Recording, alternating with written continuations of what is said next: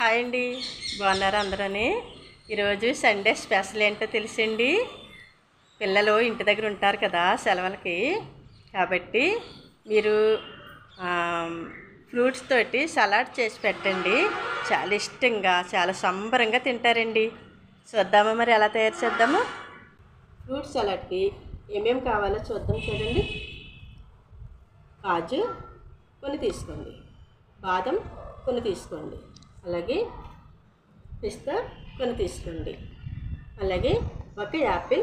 నేనైతే కొంచెం మాత్రమే చేస్తానండి, అందుకోసమే నేను తక్కువ మోతాదులో తీసుకున్నాను. కాబట్టి మీరు జనాన్ని బట్టి ఇవి పెంచుకోవడం తగ్గించుకోవడం చేసుకోండి.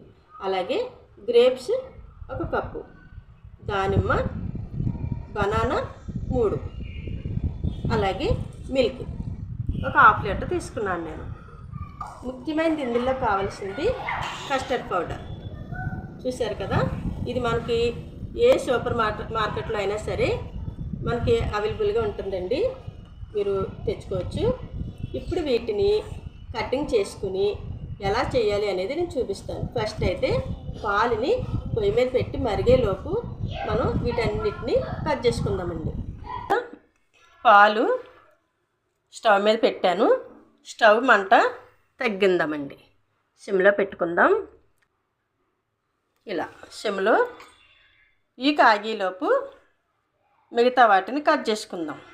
ఇప్పుడు జీడిపప్పుని కట్ చేసుకుందామండి. మనకి ఏ సైజులో కావాలో ఆ సైజులో అవన్నీ కూడా కట్ చేద్దామండి. ఇప్పుడు బాదం కూడా సేమ్ అలాగే ఇదే సైజులో కట్ చేసుకుందామండి. బాదంని అలాగే పిస్తా పప్పుని నైట్ నానబెట్టుకోండి. నానబెట్టుకుంటే చక్కగా చూడండి ఎంత చక్కగా పీసెస్ అనేవి చాలా నీట్గా వచ్చినాయి, చూశారు కదా. అలాగే జీడిపప్పు అయితే మాత్రం మార్నింగే నానబెట్టానండి. నానబెట్టిన వాళ్ళను చూడండి ఎంత చక్కగా ఇవి కట్ అయినాయి అన్నమాట. పిస్తాని ఇలా పీసెస్గా తీసుకోవాలి. గ్రేప్స్ కూడా మనం చిన్న పీసెస్గా కట్ చేసుకుందాం. ఇలా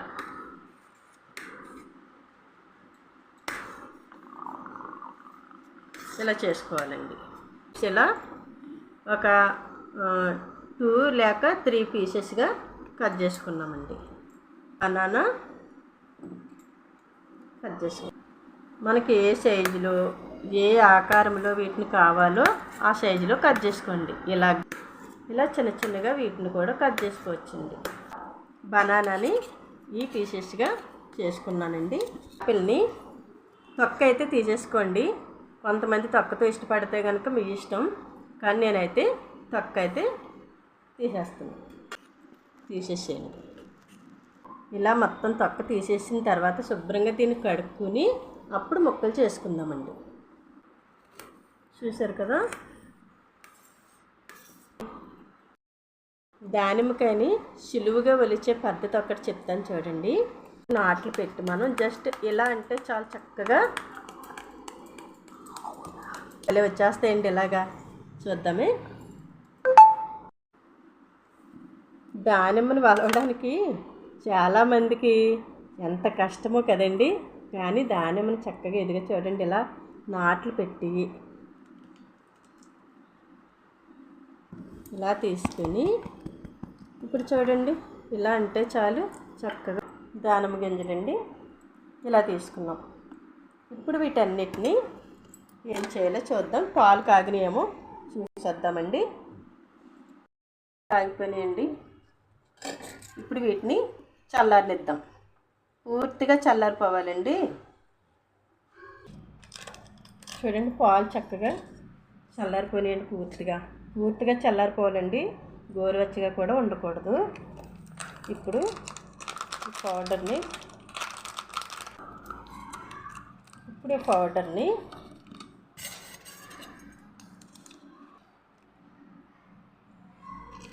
ఒక 3 స్పూన్లు వేసుకుందామండి.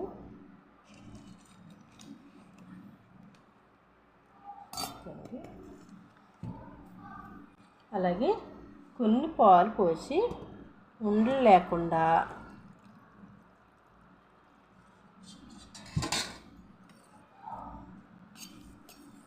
ఉండలు లేకుండా మొత్తం అంతా కూడా ఇలా తిప్పుకుందామండి. అస్సలు ఎక్కడ కూడా ఉండ కట్టడం అనేది లేదు కదా, ఇలా కలుపుకోవాలండి. ఇలా కలుపుకొని ఇప్పుడు పాలల్లో దీన్ని వేసుకుందాం. అలాగే కొంచెం పంచదార కూడా వేసుకుందామండి. వేసుకోండి. పాలు మరిగేటప్పుడు కూడా పంచదార అయితే వేసేసుకోవచ్చండి. నేనైతే మర్చిపోయాను, అందుకే ఇప్పుడు వేసాను. ఒకటి ఇందులో వేసేసుకుందామండి. మనం ఏమైతే సిద్ధం చేసుకున్నామో అవి ఏమైనా వేసుకోవచ్చు ఇందులో. మీ దగ్గర ఏ ఫ్రూట్స్ ఉన్నాయో, ఫ్రూట్స్ అయినా, అలాగే బాదం, పిస్తా, ఇంకా ఏమైనా ఫ్రూట్స్ అనేవి ఏ రకాలు ఉన్నా సరే మీరు యాడ్ చేసుకోవచ్చు.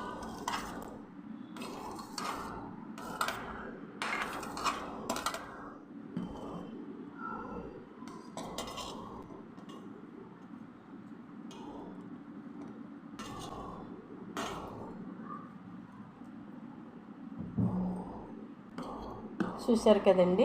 ఇప్పుడు దీన్ని ఒక 2 గంటలు ఫ్రిడ్జ్లో పెట్టుకుని అప్పుడు పిల్లలకి పెట్టండి. ఎంత సంతోషంగా, ఎంత బాగా తింటారో చూడండి. చూసారా, ఫ్రిడ్జ్లో ఒక 2 గంటలు పెట్టి తీసేసి ఇప్పుడు టేస్ట్ చేద్దామండి.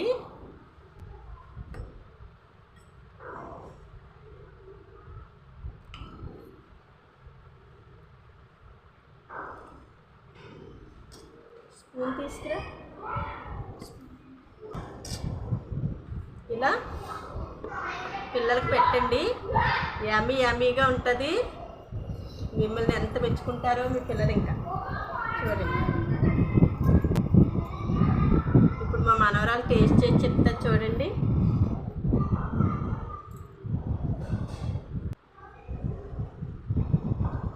సూపర్ ఉందామమ్మా. ఎలా ఉందమ్మా? సూపర్ ఉందామమ్మా. మరి మీరు కూడా ట్రై చేసి కామెంట్ చేయండి ఎలా వచ్చిందో.